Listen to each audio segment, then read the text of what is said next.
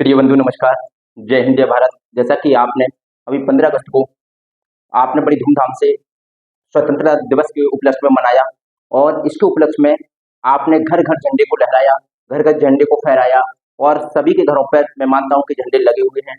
कृपया बात ये आपको हमेशा याद रखनी है, ये जो झंडा है वो बलिदानों की याद दिलाता है, जो हमारे वीर सपूत हैं जिनके लिए हमें याद करना है। इसी झंडे के माध्यम से या स्वतंत्रता दिवस के माध्यम से हम याद करते हैं और जो अपने आने वाली पीढ़ी होती है उसको भी अवगत कराते हैं। और जो बच्चे हमारे छोटे छोटे होते हैं इस उत्सव के माध्यम से ही सीखते हैं कि हमारा देश भी कभी अंग्रेजों का गुलाम था, और इसी के माध्यम से सीखते हैं कि हमें किस तरीके से जो अपने देश का सम्मान करना चाहिए। हमारा जो राष्ट्रीय ध्वज है उसका किसी तरीके से अपमान ना हो।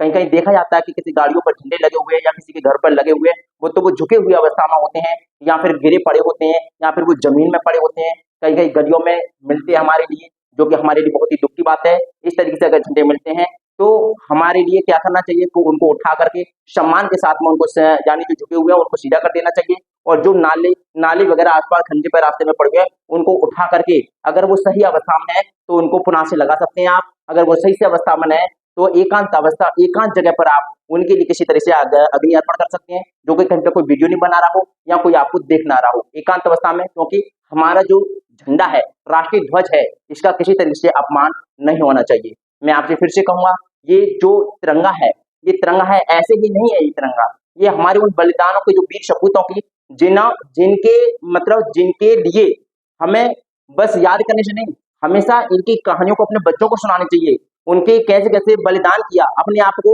वो देश के लिए मर मिटे। उन्होंने सब कुछ अपने अपने लिए कुछ नहीं किया, वो हमारे देश के खातिर किया, हमारी देश की जनता के लिए किया, वो हमारे लिए किया। आज जो हम हर एक तरह की स्वतंत्रता प्राप्त करते हैं, कभी हमारा देश अंग्रेजों का गुलाम था और आज जो है हम एक स्वतंत्र अवस्था में अपने जीवन यापन कर रहे हैं। और मैं कहूंगा ये तो एक अंग्रेजों से स्वतंत्रता मिली हमारे लिए, लेकिन विशेष बात यह है कि अभी हम चाह कर भी अभी स्वतंत्र नहीं हुए। हमें वो आजादी नहीं मिली है जो आजादी हमको मिलनी चाहिए।